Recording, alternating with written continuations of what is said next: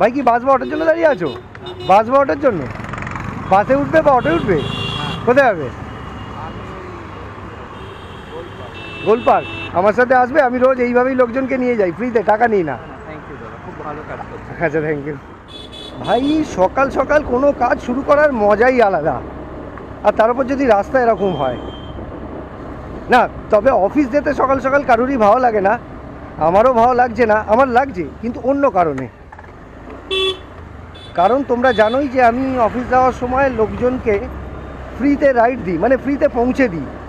রাস্তার পাশে আমি খুঁজি যে কেউ দাঁড়িয়ে আছে কি না, কারোর বাসের দরকার, কারোর অটোর দরকার, কিন্তু গাড়ি আসছে না, দেরি হচ্ছে, আর আমি তাদেরই গিয়ে জিজ্ঞেস করি, জোর জারও করি।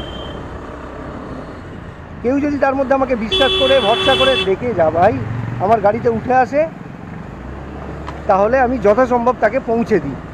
তো চলো আজকেও সেরকমই বেরিয়েছি, দেখি আজকে কতজনকে রাইড দিতে পারি বা আদৌ কাউকে রাইড দিতে পারি কি না। আকাশটা তো দেখছি আজকে ঠিকঠাকই আছে, মানে বৃষ্টির আপাতত কোনো লক্ষণ নেই। মেঘলা আছে, খুব সামান্য মেঘ আছে, কিন্তু রোদও আছে। তো এরকম রোদে গাড়ি চালাতে বেশ ভালোই লাগে। আর তার মধ্যে যে কাজটা করতে চাইছি বা যেটা করতে ভালোবাসি, সেটা যদি করতে পারি, তার থেকে ভালো আর কি হতে পারে। তো চলো, এখনও তেমন কাউকে দেখতে পাইনি, মানে যাকে আমি জিজ্ঞেস করতে পারবো। তো চলো যেতে থাকি, আশা করছি কাউকে না কাউকে তো নিশ্চয়ই লিফট দিতে পারবো।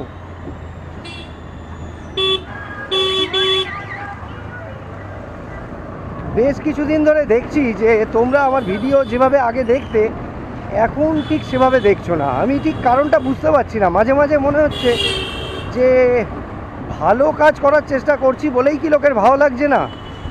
হয়তো রাস্তার মধ্যে ভুলভাল কিছু কার্যকলাপ করলে লোকের বেশি ভালো লাগতো, ঠিক জানি না। যদি কেউ কমেন্ট করে তো বুঝতে পারবো যে কোথাও আমার ত্রুটি হচ্ছে, নাকি এরকম কিছু না করে ভুলভাল উল্টো পাল্টা, কিংবা ওই কোনো ফুড ব্লগারের মতো কোনো রাজুদার পরোটা টাইপের কোথাও গিয়ে দাঁড়িয়ে তাকে বিরক্ত করে ভিডিও করলে সেটা হয়তো বেশি ভালো লাগবে লোকের কাছে।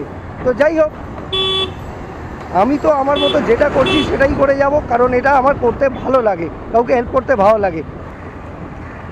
এখন আমি যেখানটা রয়েছি এই জায়গাটাকে রামগড় বলে। আর আমার একজন সাবস্ক্রাইবার আছেন দাদা, উনি রামগড়েই কোথাও আশেপাশে থাকেন। তো উনি রামগড় বাস স্টপ থেকে বাসে ওঠেন। উনি প্রায় আমাকে কমেন্ট করেন যে উনি দাঁড়িয়ে থাকেন কিন্তু আমাকে দেখতে পান না, আমার সাথে ওনার দেখা হয় না, কিন্তু উনি আমার সাথে যেতে চান। তো আমি একদিন ওনাকে কমেন্ট করেছিলাম ঠিক এরকম জায়গায় দাঁড়িয়ে। সেদিন উনি দেখেননি সম্ভবত ওই কমেন্টটা, সেই জন্য সেদিনও কোনো সুযোগ পাইনি। আর আমি তো ওনাকে ঠিক চিনি না, তাই উনি যদি আমাকে দেখতে পান, আমাকে দাঁড় করান, তাহলেই ওনাকে লিফট দিতে পারবো। তো চলো যেতে থাকি, আর কাউকে লিফট দিতে পারি কি দেখতে থাকি। এই দাদাকে জিজ্ঞেস করে দেখি। দাদা এক সেকেন্ড, আপনি কি বাসে উঠবেন, বাস বা অটোয়? কোথায় যাবেন? শিয়ালদা। আপনাকে আমি মিন্টো পার্ক অব্দি ছেড়ে দিতে পারি, টাকা নেবো না, যাবেন নাকি? আচ্ছা ঠিক আছে।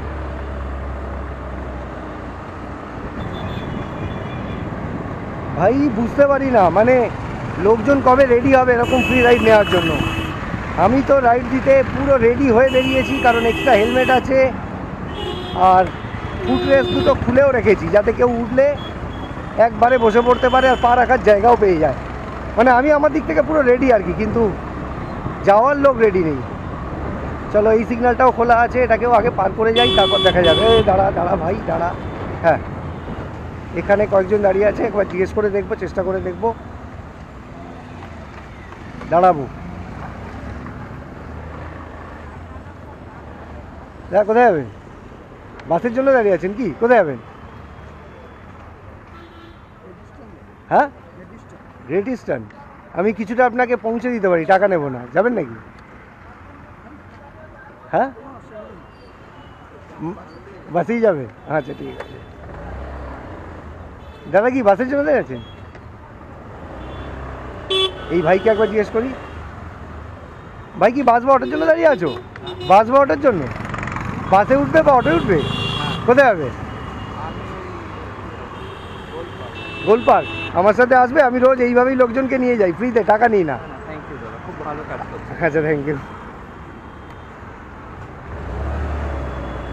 ভাই বলেছে ভালো কাজ করছি, থ্যাংক ইউ, কিন্তু ভাই উঠবে না, মানে ভাইয়ের ভরসা হলো না।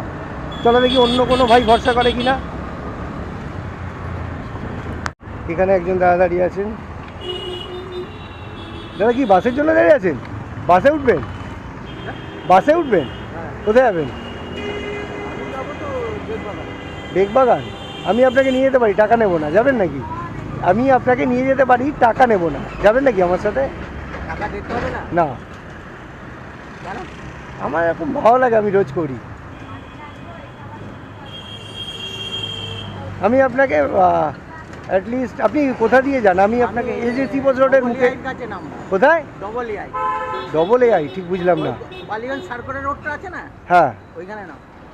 বালি- যেখানে ডেভিডিয়ার কলেজ আছে হ্যাঁ তার একটু এগিয়ে। ঠিক আছে, আমি নিয়ে যেতে পারি, যাবেন নাকি? স্যার আপনি কি ওইদিকে যাবেন নাকি? আপনাকে পৌঁছে দেবো আর কি, দেখুন ভেবে দেখুন। হেলমেট নেই তো? হেলমেট তো আমার কাছে আছে। বলুন স্যার, আপনি যখন এত করে বলছেন। ঠিক আছে, আসুন। অবাক হওয়াটাই স্বাভাবিক তো, না যে কেউ কেন হঠাৎ করে এরকম রাইড দিচ্ছে, ফ্রিতে নিয়ে যাচ্ছে। আমি এরকম রোজ করি আসলে। আসুন, যেতে যেতে কথা হবে। মানে এইটার ব্যাপারটা একটু আমি থেকে জানতে চলুন, যেতে যেতে কথা হবে। ভাই লাকিলি সিগন্যালটা এখনো খোলা আছে, জানি না পার করে যেতে। হ্যাঁ হ্যাঁ হ্যাঁ, পারবো। তবে এদিক দিয়ে গেলে শনিবারের দিনে বিশেষ করে একটা প্রবলেম হয়, ওই লেক কালীবাড়ির সামনেটা অনেক গাড়ি দাঁড়িয়ে পড়ে। এই যে সামনে লেক কালীবাড়ি রয়েছে দাদা, এইখানটা বড় বড় গাড়িগুলো মানে লোকজন পুজো দিতে আসে শনিবার বেশি করে, তো এখানটা দাঁড়িয়ে পড়ে আর এই রাস্তাটা জ্যাম করে দেয়। আজকে এখনো পর্যন্ত তো ফাঁকাই দেখছি, বেরিয়ে যাওয়া যাবে আরামসে। হ্যাঁ ফাঁকা আছে। হ্যাঁ আজকে শনিবার করে এই লেক কালীবাড়ির কাছে ভিড় হয় খুব। হ্যাঁ আজকে খুব ফাঁকা দেখছি। এই দুটো দিকে পুরো গাড়ি এমনভাবে রেখে দেয় না, এই রাস্তাটা পার করতে অনেক সময় লেগে যায়। তো ভাই চলে এসেছি ম্যাডক স্কোয়ারের পাশে। এই দেখো ম্যাডক স্কোয়ার, তোমরা যারা চেনো না জানো না তাদের একবার বলে দিই, ম্যাডক স্কোয়ারে দুর্গাপুজোর সময় বিশাল বড় করে প্যান্ডেল হয়।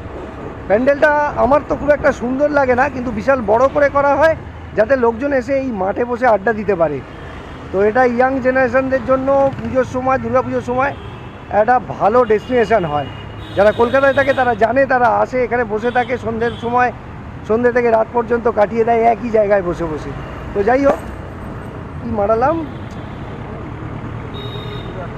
রাস্তার মধ্যে কিছু একটা ছিল, কাঁচ ফাঁচ হলেই চিন্তা, এই আর কি। ওই ব্যাংক অফ ইন্ডিয়া যে বিল্ডিংটা, হ্যাঁ ওইখানে যাই। ও আচ্ছা, দাঁড়ান আমি খুলে দিচ্ছি, আপনি পারবেন না হয়তো, আর খুলে নিয়েছেন। অনেকে পারে না, খুলে দিতে হয়। চলুন দাদা, আপনার সাথে পরিচয় ভালো লাগলো। আমার নাম সমীরণ, আপনার নাম? রঞ্জিত দাস। রঞ্জিত দাস। এরকমভাবেই দেখা হয়ে যায়, রোজ নতুন লোকের সাথে দেখা হয়, পরিচয় হয়। আমি ওখানে দাঁড়াই অনেক সময়, ও আচ্ছা, ওই বাস ধরার জন্য দাঁড়াই, ওই মানে 9:30তে এর ভেতরেই দাঁড়াই।